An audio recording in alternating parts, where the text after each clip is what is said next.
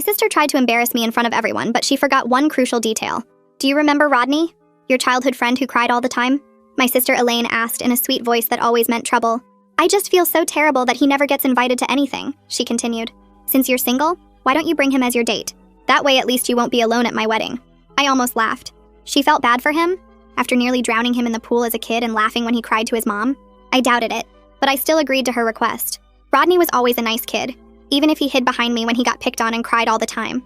But I didn't realize my sister Elaine had something else in mind until she forgot to hang up the call properly. I heard her go back to giggling to a friend on her laptop.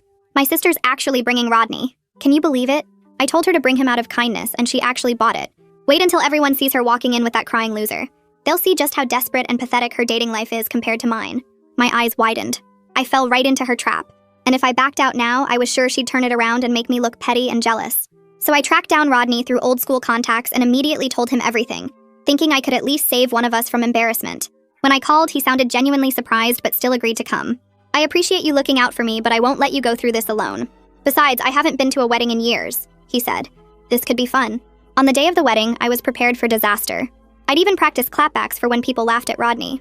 Then the doorbell rang. I opened it expecting to see the same scrawny kid with thick glasses and chronic allergies. Instead, I was standing face to face with a 6'2" Henry Cavill-looking guy in a perfectly tailored suit. Hi, I'm looking for Rodney, I said nervously shifting around. Yep, that's me. Ready to go? The handsome guy responded. My brain couldn't process what I was seeing. This was not Rodney. Sure, everyone had a little bit of a glow-up since high school, but nothing like this. Shut up, you're not crybaby Rodney. He grinned. Well, I'm not a crybaby anymore, but if it helps, the suit does make me look a little different. But it wasn't the suit. Even when we walked in the wedding hall, every head turned. Some jaws dropped so low, it nearly hit the carpet. My sister's fake sweet greeting died on her lips. Rodney? Her eyes bulged out. Hey, Elaine, it's been years. Thanks for inviting me to your wedding. No one could focus on the ceremony. Not with tall and handsome sitting near the aisle, completely stealing the show. My sister looked furious.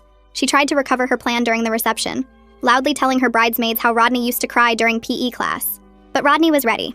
He looked at me with a soft expression and said warmly, "That's why I was lucky to have this girl help me through my panic attacks." She was like an angel. My sister had no choice but to smile and agree with the compliment while her bridesmaids cooed about how sweet I was.